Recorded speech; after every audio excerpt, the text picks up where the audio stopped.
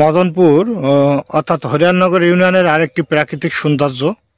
মদনপুরের এই কৃষকরা কিন্তু খুব সুন্দর একটি উদ্যোগ নিয়েছেন। তারা দেখতে পাচ্ছেন যে প্যাকেটগুলো অর্থাৎ মোড়ক, কীটনাশক ব্যবহার করার পরে যে মোড়ক এবং বোতলগুলো থাকে, সেই বোতলগুলো তারা সংরক্ষণ করে একটি জায়গায় এবং এগুলো যথাযথ ব্যবস্থাপনার মাধ্যমে পরিবেশ দূষণ প্রতিরোধ করে, যেটা আমাদের জন্য আসলেই খুবই গুরুত্বপূর্ণ। আপনারা দেখতে পাচ্ছেন যে এই বর্জ্য ব্যবস্থাপনার মাধ্যমে কিন্তু এবং সচেতনতার মাধ্যমে আমরা কিন্তু যে বিষাক্ত পলিথিন এবং যেটা পচে না সহজে কৃষি জমির উর্বরতা নষ্ট করে, সেটা কিন্তু এই কৃষকরা করেছেন। এখানে একটি বদনাও ঝোলানো আছে এবং স্প্রেয়ার যে মেশিন রাখার জন্য কিন্তু এখানে একটি টেবিল বানানো আছে, পানি আছে, টিউবওয়েল আছে, কৃষকরা পুঁতে দিচ্ছেন এবং কৃষকরা নিজেদের সচেতন জন্য এগুলো করেছেন। এবং এই সুন্দর করে এখানে কিন্তু এই মোড়কগুলো কীটনাশক ব্যবহার করার পরে যে মোড়কগুলো থাকে সেগুলো কিন্তু তারা এখানে সংরক্ষণ করে এবং সংরক্ষণ শেষে যখন সময় হয় তখন তারা এগুলো পুড়িয়ে ফেলে।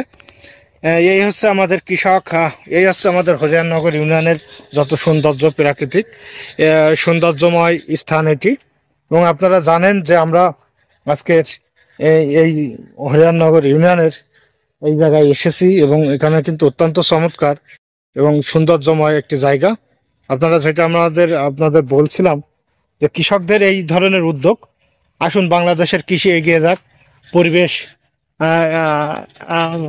পরিবেশ দূষণ রোধ করি এবং পলিথিনের সঠিক ব্যবস্থাপনা আমরা করি এবং আমাদের খালি কৌটা এবং পরিবেশের জন্য যা ক্ষতিকর সেগুলো ব্যবহার বন্ধ করি। যেটা আপনারা দেখতে পাচ্ছেন যে চমৎকারভাবে কৃষকরা কিন্তু এই কাজটি করেছে।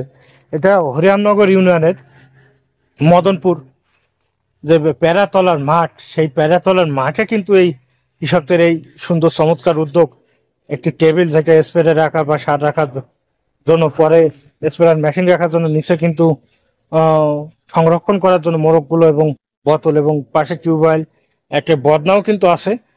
এভাবেই আমাদের কৃষকরা সচেতন হোক, আমরা সচেতন হই এবং আমাদের পরিবেশ রক্ষায় আমরা ভূমিকা পালন করি এবং বাংলাদেশের কৃষি এগিয়ে যাবে, বাংলাদেশের মানুষ এগিয়ে যাবে এবং আমাদের পরিবেশ রক্ষায় আমরা কাজ করব। সকলকে ধন্যবাদ জানাচ্ছি এবং অভিনন্দন জানাচ্ছি এবং যারা আমাদের চ্যানেলটি এখনো সাবস্ক্রাইব করেনি প্লিজ সাবস্ক্রাইব করুন এবং আমাদের পাশে থাকুন। আমরা আপনাদেরকে প্রাকৃতিক সৌন্দর্য এবং লীলাভূমি এই বাংলাদেশকে দেখানোর চেষ্টা করি, তুলে ধরার চেষ্টা করি। আপনারা আমাদের সাথে থাকবেন, পাশে থাকবেন।